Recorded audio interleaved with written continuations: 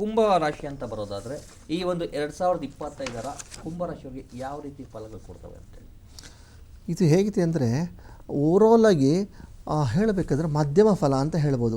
ಹೆಲ್ತ್ಗೆ ಬಂದಾಗ ಇಲ್ಲಿ ಚಾಲೆಂಜಿಂಗ್ಸ್ ಎಲ್ಲ ಶುರುವಾಗ್ಬಿಡುತ್ತೆ, ಹೆಲ್ತ್ ಇಶ್ಯೂಸ್ ಅಂತ ಶುರುವಾಗ್ಬಿಡುತ್ತೆ ಇವ್ರಿಗೆ. ಯಾವಾಗ ಸೆಕೆಂಡ್ ಹಾಫಲ್ಲಿ ಇವಾಗ ಆಲ್ರೆಡಿ ಇರುವಂತಹ ರೋಗಗಳು ಸೆಕೆಂಡ್ ಹಾಫಲ್ಲಿ ಉಲ್ಬಣಗೊಳ್ಳುತ್ತೆ, ಅದು ಒಂದು ಚಾಲೆಂಜಿಂಗ್ ಶುರುವಾಗುತ್ತೆ. ಹೆಲ್ತ್ ಬಗ್ಗೆ ಸ್ವಲ್ಪ ಕೇರ್ಫುಲ್ ಇರಬೇಕು ಸೆಕೆಂಡ್ ಹಾಫು. ಇನ್ನು ಬಂದ್ಬಿಟ್ಟು ಧನ ಸಂಪತ್ತು ಅಂತ ಹೇಳಿದಾಗ ಓವರಾಲ್ ಆಗಿ ಇವ್ರಿಗೆ ಚೆನ್ನಾಗಿರುತ್ತೆ.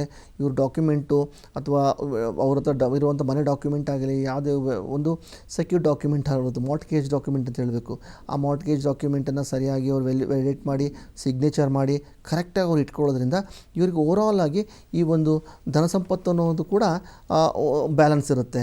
ಅಷ್ಟೊಂದು ಶೇಕ್ ಇರಲ್ಲ, ಅಂದರೆ ಅಷ್ಟೊಂದು ವೈಬ್ರೇಷನ್ ಇರಲ್ಲ. ಸಂಬಂಧಗಳು ಬಂದಾಗ ಇವರು ಏಪ್ರಿಲ್ ಮೇವರೆಗೂ ಸಂಬಂಧಗಳಲ್ಲಿ ಜಾಗೃತರಾಗಿರಬೇಕು, ಇಲ್ಲಾಂದರೆ ಸಂಬಂಧಗಳು ಹಳಸಿ ಹೋಗೋ ಸಾಧ್ಯತೆಗಳು ಇರ್ತವೆ. ಇನ್ನು ಬಂದ್ಬಿಟ್ಟು ಎಜುಕೇಷನು ಇವರಿಗೆ ಫಸ್ಟ್ ಹಾಫು ತುಂಬ ಸ್ಟ್ರಗಲ್ ಇದೆ. ಸೆಕೆಂಡ್ ಹಾಫಲ್ಲಿ ಪ್ರಯತ್ನದಿಂದ ಇವರಿಗೆ ಫಲ ಸಿಗುವಂಥ ಸಾಧ್ಯ.